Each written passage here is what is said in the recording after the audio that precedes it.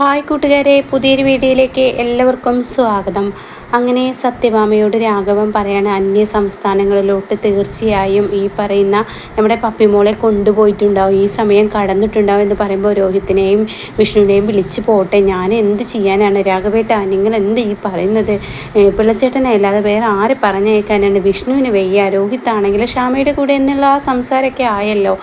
അങ്ങനെ ഈ സമയം ഇതൊക്കെ കേൾക്കുന്ന രാഘവൻ പറയാണ്, എന്തായാലും കുഞ്ഞ് അന്യസംസ്ഥാനം വിട്ടു പോകുന്നതിന് മുന്നേ അന്യസംസ്ഥാനത്തോട്ട് പോകുന്നതിന് മുന്നേ ഈ കാര്യങ്ങൾ ഉടനടി നീക്കിക്കഴിഞ്ഞാൽ കുഞ്ഞിനെ നമുക്ക് കിട്ടുമെന്ന് പറയുമ്പോൾ, ഈശ്വര എൻ്റെ മോളെ ഇങ്ങനെ പേടിപ്പിക്കുന്ന കാര്യങ്ങൾ പറയല്ലേ, ഞാൻ പോട്ടെ എന്ന് പറയുമ്പോൾ, നീ പോയാൽ ഒരു പോലീസ് സ്റ്റേഷനിലെ അന്വേഷണം ഉണ്ടാവുള്ളൂ, എന്നാൽ ഇവിടെയുണ്ടല്ലോ അതിന് മാത്രം പവറുള്ള ഒരാളെന്ന് പറയുമ്പോൾ എന്താണ് സംഭവം എന്ന് മനസ്സിലാവാതെ സത്യഭാമ വാ പൊളിച്ച് നിൽക്കുമ്പോഴാണ് ഇവിടെ പറയുന്നത് നമ്മുടെ ശാലിനി എന്ന് പറയും കേട്ടോ. എന്നാൽ സത്യാമ്മക്ക് അത് ഉൾക്കൊള്ളാൻ പോലും കഴിയാത്തൊരു കാര്യമാണ്.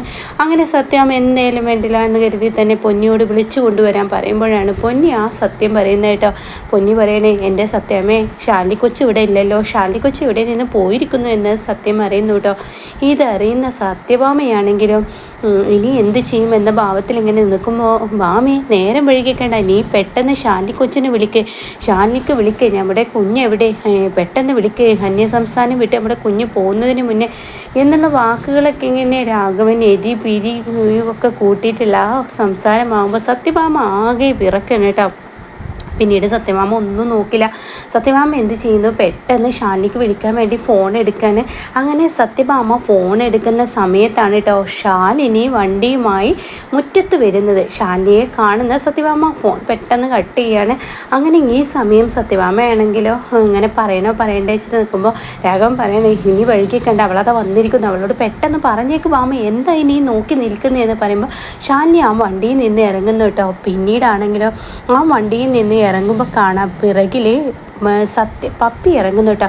പപ്പിയെ കാണുന്ന സത്യഭാമ ആകെ ഞെട്ടിപ്പോവുകയാണ്. എൻ്റെ മോളെ എന്ന ഭാവത്തിൽ സത്യഭാമ ഓടി വരികയാണ് കേട്ടോ. അപ്പോഴേക്കും ഷാലിനിയോട് ചോദിക്കുകയാണ്, എവിടുന്ന് കിട്ടി നിനക്ക് ഇവളെ എന്ന് പറയുമ്പോൾ ഉടൻ തന്നെ സത്യാമ്മയോട് ഷാലിനി പറയാണ്, ഇവളെ ഒരു സ്ഥലം വെച്ച് കണ്ടു എന്ന് പറഞ്ഞിട്ട് എനിക്കൊരു ഫോൺ കോൾ വന്നു, അതുകൊണ്ടാണ് ഈ വീട്ടിൽ നിന്ന് സത്യാമ്മ ഞാൻ ആരോടും പറയാതെ ഇറങ്ങിപ്പോയതെന്ന് പറയുമ്പോൾ സത്യാമ്മ കുഞ്ഞിനോട് ചോദിക്കുകയാണ്, നീ എങ്ങോട്ടാണ് സ്കൂളിലോട്ടും പോവാതെ നീ എങ്ങോട്ടാണ് കറങ്ങി തിരിഞ്ഞ് നടന്നത്, നീ സ്കൂളിൻ്റെ പടി വരെ പോയിട്ട് എങ്ങോട്ട് പോയി എന്നൊക്കെ ഇങ്ങനെ പറയുമ്പോൾ ശാലിനി പപ്പിയോട് പറയണേ, പപ്പി നീ കയറിപ്പോയിക്കോ എന്ന് പറയാം കേട്ടോ. ഇതേ സമയം അവിടെ നിൽക്കവിടെ, എൻ്റെ ചോദ്യങ്ങൾക്ക് മറുപടി പറ എന്ന് പറയുമ്പോൾ ഉടൻ തന്നെ രാഘവൻ പറയണേ, ബാമി നിർത്ത്, കുഞ്ഞിനെ ഇനിയും ഭീഷണിപ്പെടുത്തല്ലേ, കുഞ്ഞ് അതിൻ്റെ വഴിക്ക് പോട്ടെ, എവിടെന്നാ ശാലിനി നിനക്കിവിടെ കിട്ടിയത് എന്ന ചോദ്യമായിട്ടോ.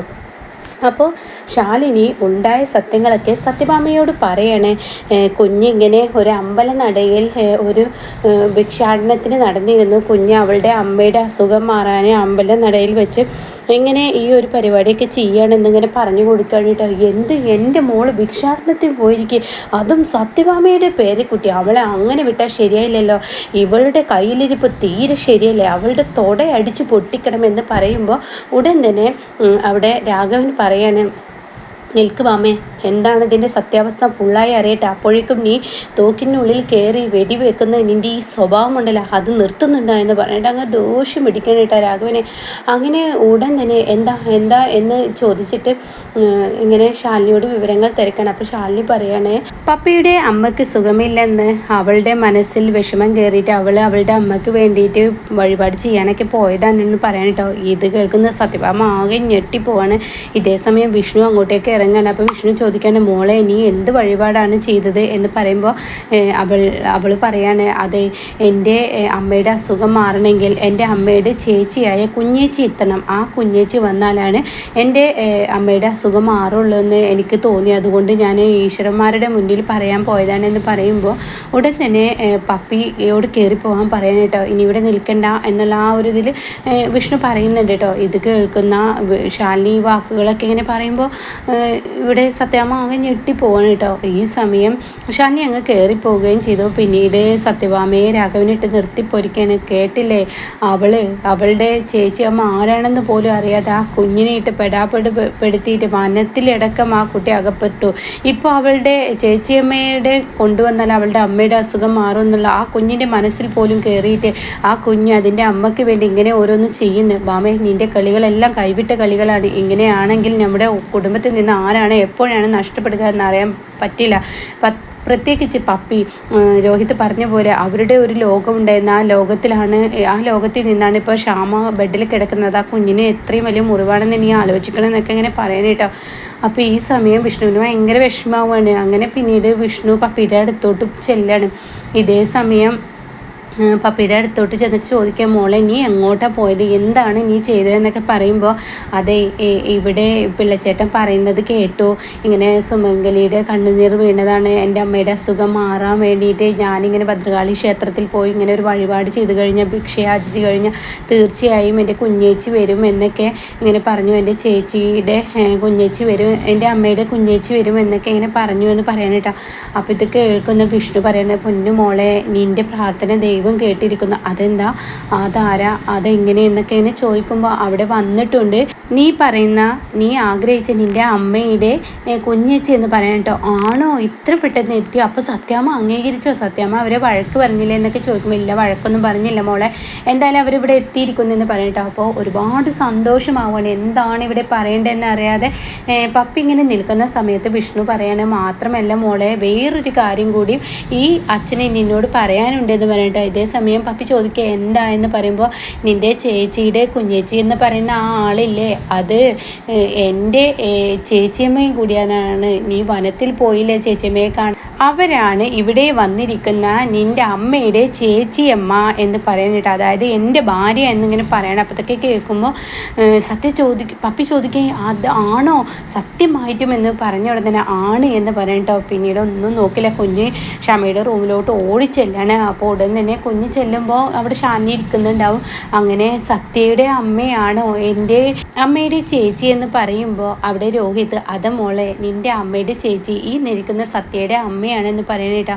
അപ്പോൾ ഈ സമയം കുഞ്ഞ് പെട്ടെന്ന് അവിടെ നിന്ന് അങ്ങ് ഓടിപ്പോവാണ്. ഇതേ സമയം രോഹിത്, എന്തിനാ ഇവൾ ഇനിയും പോകുന്നത്, ഇഷ്ട ഇനിയും എൻ്റെ കുഞ്ഞ് എങ്ങോട്ടേക്കെങ്കിലും ഇറങ്ങി പോവോ എന്നുള്ള ആ ഭയപ്പാടിൽ രോഹിത് പപ്പിയുടെ കൂടെ ഇങ്ങനെ ഓടിച്ചെല്ലാണ് കേട്ടോ. ഈ സമയം പപ്പിയാണെങ്കിലും ഹോളിൽ ചെന്നിട്ട് ഒരു ചെയർ എടുക്കുകയാണ്.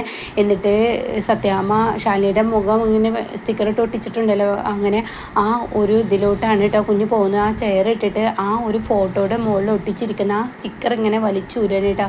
ഈ സമയം വിഷ്ണു പറയുന്നത് സത്യം തന്നെയാണോ എന്നറിയാൻ വേണ്ടിയിട്ടാണ്. അങ്ങനെ അതിങ്ങനെ വലിച്ചൂരുമ്പോൾ കുഞ്ഞിൻ്റെ മനസ്സിലുള്ളത് ഇത് തന്നെ ആയിരിക്കണേ, എൻ്റെ സത്യയുടെ അമ്മയായിരിക്കണേ ഈ പറയുന്ന എൻ്റെ വിഷ്ണു അച്ഛൻ്റെ ചേച്ചിയമ്മ എന്നുള്ളത്, വിഷ്ണു അച്ഛൻ പറയുന്നത് സത്യമായിരിക്കണം എന്നൊക്കെ പറഞ്ഞിട്ട് ആ സ്റ്റിക്കർ തുറക്കുമ്പോൾ ഷാനിയുടെ മുഖം കാണുകയാണ്.